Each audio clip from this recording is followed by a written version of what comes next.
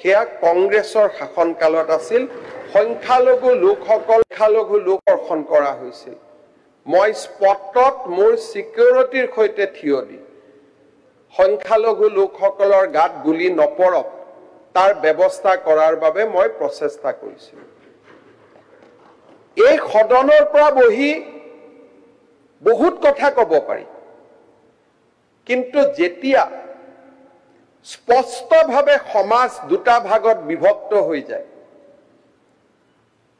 আৰু সেই সময়ত সাহসেৰে গৈ সংখ্যালঘুৰ হৈ থিয় দিয়া সাহস সেইজন মানুহৰে থাকিব পাৰে যিজন মানুহ সনাতন হিন্দু সংস্কৃতিত ডাঙৰ হৈছে বাকি কোনেও নোৱাৰে মই কলো নহয় মই নহয় অখিল গগৈ ভোট লাগে আপোনালোকক এতিয়া কাৰো ভোট নালাগে এবাৰ আহিছে 26 আহিছে আপোনাৰ কথা বদলিছে এই ভোট খেলিব আপোনাৰ কথা বদলিলে 26 আহি গ'ল আপুনি অলপ আগতে কৈছিলে বোলে এপিছমেন্ট নকৰো আপুনি শুনি লওক আৰু এই গোটেইখিনি ভোট আপোনাৰ নামত দি দিছো মই আজিও কৈছো যে বিজেপিয়ে কাৰো পৰা ভোট আশা নকৰে আপুনি যদি কংগ্ৰেছৰ মন্ত্ৰীটো আপুনিও আছিলে মই আছিলো আটাইতকৈ শক্তিশালী মন্ত্ৰী এজন আছিলে আছিলো আপোনাৰ দিনত মানুহ মৰিছিলে এতিয়া আপুনি তাৰমানে আপোনালোকে ইনডাইৰেক্টলি শক্তিশালী বুলি মই এটা কথা বুজি নাপাওঁ কংগ্ৰেছৰ সদস্যসকলে অখিল গগৈ ভাল কৰিব জানে বেয়া কৰিব যায় মোক শক্তিশালী বুলি কৈ তৰুণ গগৈক দুৰ্বলী কৰি দিয়ে আপোনালোকে আজি মোৰ মন্ত্ৰী সভাত কোনোবা শক্তিশালী মন্ত্ৰী আছে নেকি যেতিয়া আপোনালোকে কয় এৱে চলাইছিল এৱে কৰিছিল তৰুণ গগৈৰ ব্যক্তিত্বক আপোনালোকে বাৰে বাৰে কিয় অপমান কৰে মৃত মানুহ এজনক নাপায় নহয় তেনেকুৱা কৰিব ভালকে দেখি আপোনালোকে আপুনি এনেকে মই এইটো এটা প্ৰৱণতা দেখিছো যে মৃত্যুৰ পিছতো অখিল গগৈ তৰুণ গগৈ কিমান সমালোচনা কৰে এইবিলাক একেবাৰে আপুনি আকৌ পলিটিসাইজ নকৰিব আপুনি একদম উল্টা কথা কোৱা মানুহ পৃথিৱীত আচ্ছা আপুনি এটা কক এজন আজি যদি এই মন্ত্ৰী সভাত কয় ৰনোজ পেগু মুখ্যমন্ত্ৰীতকৈ শক্তিশালী তাৰমানে মোক অপমান কৰা হ'ল নে নাই আপুনি কিন্তু ভাল কাম কিটা ক্ৰেডিট কিটা সব লয় হাৰে 108 টো আপুনি আনিলে বুলি কয় হেলথ মিনিষ্টাৰ কাৰণে ল প্লিজ আপুনি 108 টো আপুনি আনিলে বুলি কয় এটো কেন্দ্ৰীয় চৰকাৰৰ বস্তু আছিল ৰিপ্লাইটো শুনি লওক এইটো আপোনাৰ ৰেকৰ্ড ৰিপ্লাইটো শুনি লওক এনএসএম টো আপোনাৰ আপোনাৰ লগত মই টু মেমে কৰিব খোজা নাই কিন্তু ৰেকৰ্ডত কৈছো 108 সম্পূৰ্ণ ষ্টেট গভৰ্ণমেণ্টৰ স্কিম আছিল যেতিয়া আমি আনিছিলো ৰেকৰ্ডত কৈছো কালি মোৰ ওপৰত প্ৰিভিলেজ মোচন লৈ আহক যদি মই ভুল কৈছো গতিকে আপুনি যিখিনি আপোনাৰ মই দেখিছো যে বয়স যিমানে হৈ গৈছে আপুনি সৰু লৰা টাইপ হৈ গৈছে আপুনি এটা মনত কেতিয়া ভাবিছন 126 জনৰ কোনেও এনেকে উঠা পুঠা নকৰে আপুনি কৰি থাকে আৰু সাধাৰণ দুই এজন মানে ভাবে যে আপুনি বহুত এক্টিভ এমএলএ কিন্তু আসলতে যে আপোনাৰ একোৱে নাই you have nothing আপুনি যদি ইন্টেলেকচুয়ালি চাব যে একো যায় আপুনি খালি ভুল তথ্য বিলাক দি থাকে ইটো হিটো এতিয়া কৈ দিলে এনএক্সএম সেন্ট্রাল গভৰ্নমেন্টৰ হৰি 108 was a state government scheme give credit to Tarun Gogoi তো আপুনি টেটৰ শিক্ষক ইটো was a state government আপুনি মনত কৰকচোন টেটত যেতিয়া শিক্ষক নিযুক্তি হৈছিল আপুনি লৰাবিলাকক কি কৈছিল এই তত 9 মাহৰ চাকৰি সব শেষ হৈ যাব কৈছিল না নাই ককচোন আপুনি যিমান এতিয়া হে কন্টেক্সুয়াল শিক্ষক এতিয়া কন্টেক্সুয়ালে হৈ আছে আপুনি কৰিব পৰা নাই এটো আপোনাৰ দিনত স্কুল কমিছে স্কুল বহা নাই চৰকাৰী স্কুল আপোনাৰ ঘৰত প্ৰাইভেট স্কুল হৈ গৈছে আপোনাৰ ঘৰৰ মানুহে প্ৰাইভেট স্কুল খুলিছে প্লিজ যেতিয়া কোনেও একো কৰিব নোৱাৰে যেতিয়া এজন মতা মানুহ খুব দুৰ্বল হয় তেতিয়া তেওঁ মাইকী মানুহক আক্ৰমণ কৰিব আৰম্ভ কৰে আপোনাৰ মই যদি কওঁ আপোনাৰ পৰিবাৰে বিবৰা কলেজত কেনেকে চাকৰি পাইছিল মইতো আজিলৈকে কোৱা নাই গতিকে কব লাগে চ্যালেঞ্জ এইটো সময়ত আপুনিও চ্যালেঞ্জ ঠিক আছে এই দিনাখন ইন্টাৰভিউত মই আপোনাক আগত কওঁ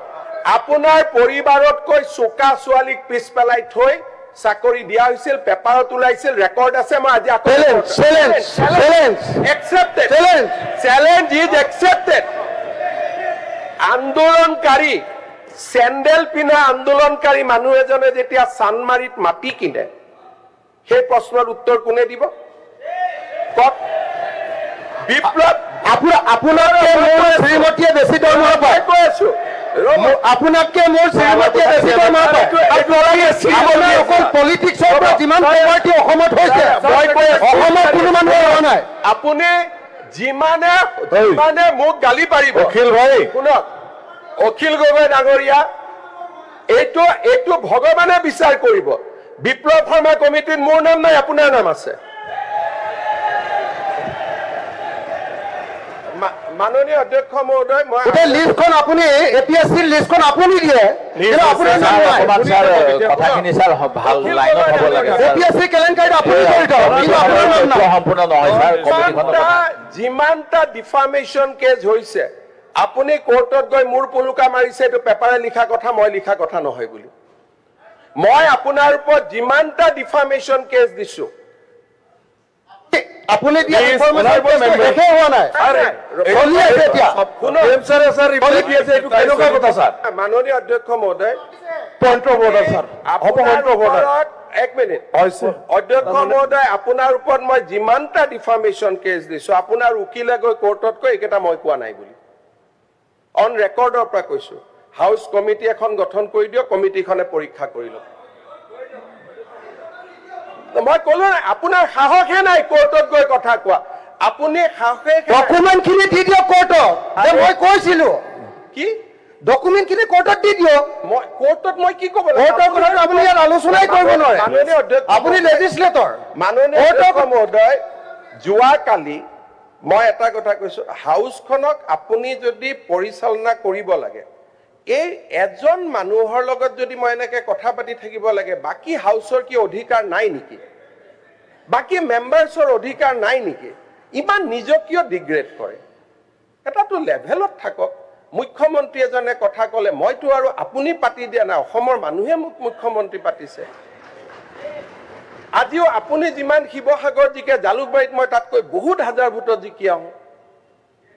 গতিকে এটা মানুহৰতো ৰেসপেক্ট এটা সৌজন্য এটা মিনিমাম বয়স বাঢ়িছে ইউ আৰ বিকামিং ফাদাৰ এটাতো নিজৰ ল'ৰা ছোৱালীও চাই নাথাকে জানো আপোনাক এটা নিজক বচাওকচোন you have been given enough time এনেকুৱা নকৰিব অসমৰ মৰ্যাদা এটা আছে ল'ৰা ছোৱালী আপোনাৰ পৰিবাৰ ঘৰত গৈ আপোনাকে কয় নহয় যে এইবোৰ কিয় কৰা বুলি নকৰিব ভাই মই আপোনাক ৰিকুৱেষ্ট কৰিছো you take half an hour time extra যি মনত আছে মোৰ পৰা আপোনাৰ পিএইচসি ডিপাৰ্টমেণ্ট তাৰ মাজত 10 জন ভাল ইঞ্জিনিয়াৰ কথা নকয় আৰু আপুনি কওঁতে মই সবক হাক দিছো যে উত্তৰ নিদিব তেওঁ ক'ব দিয়ক ল'ৰা ছোৱালীৰ ওচৰত কিছুমান ইউ এৰেষ্ট হাৰ কিবা যদি ভুল কৰিছে কাৰোতো সাহস হোৱা নাই আজিলৈকে কোৰ্টত গৈ কেছ এটা কৰা যে সি ইজ ডুইং ইলিগেল এজনী মানুহক কিমান কৰে 2009ত আপুনি মোৰ জন্মৰ বাচ্চাটো মই আজিও মনত বহুত দুখ পাই থাকো আপুনি মোৰ 2 বছৰীয়া ছোৱালীজনীক যেটো কৰি থৈছে নহয় নাপাই ইমান কৰিবৰ কাৰণে আৰু মইতো এনেকে থিয় হৈ থাকা নাই I have also done something for the society ছোৱালীজনীক দেখিলে I cried how many nights looking at her সৰু ছোৱালী এজনীক আপুনি তাইৰ বয়স আজি কাৰ গাড়ী নাই যিখন গাড়ীৰ কাৰণে আপুনি মোক ছোৱালীজনীক ধৰিছিলে সনকালতে সংভাগত বিভক্ত হৈ যায় আৰু সেই সময়ত সাহসেৰে গৈ সংখ্যালঘুৰ হৈ থিয় দিয়াৰ সাহস সেইজন মানুহৰে থাকিব পাৰে যিজন মানুহ সনাতন হিন্দু সংস্কৃতিত ডাঙৰ হৈছে বাকি কোনেও নোৱাৰে মই কলো নহয় মই নহয় অখিল গগৈ ডাঙৰ ভোট লাগে আপোনালোকক এতিয়া কাৰো ভোট নালাগে এবাৰ আহিছে 26 আহিছে আপোনাৰ কথা বদলিছে এই ভোট খেলিব আপোনাৰ কথা বদলিলে 26 আহি গ'ল আপুনি অলপ আগতে কৈছিলে বোলে এপিছমেণ্ট নকৰো আপুনি শুনি লওক আৰু এই গোটেইখিনি ভোট আপোনাৰ নামত দি দিছো মই আজিও কৈছো যে বিজেপিয়ে কাৰো পৰা ভোট আশা নকৰে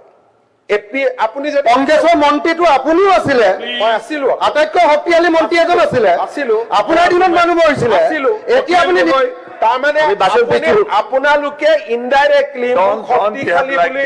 মই এটা কথা বুজি নাপাওঁ কংগ্ৰেছৰ সদস্যসকলে অখিল গগৈ ভাল কৰিব যায় নে বেয়া কৰিব যায় মোক শক্তিশালী বুলি কৈ কৈ তৰুণ গগৈক দুৰ্বলী কৰি দিয়ে আপোনালোকে আজি মোৰ মন্ত্ৰী সভাত কোনোবা শক্তিশালী মন্ত্ৰী আছে নেকি যেতিয়া আপোনালোকে কয় এৱে চলাইছিল এৱে কৰিছিল তৰুণ গগৈৰ ব্যক্তিত্বক আপোনালোকে বাৰে বাৰে কিয় অপমান কৰে মৃত মানুহ এজনক নাপায় নহয় তেনেকুৱা কৰিব ভালকে দেখি আপোনালোকে আপুনি এনেকে মই এইটো এটা প্ৰৱণতা দেখিছো যে মৃত্যুৰ পিছতো অখিল গগৈ তৰুণ গগৈ কিমান সমালোচনা কৰে এইবিলাক একেবাৰে আপুনি আকৌ পলিটিচাইজ নকৰিব আপুনি একদম উল্টা কথা কোৱা মানুহ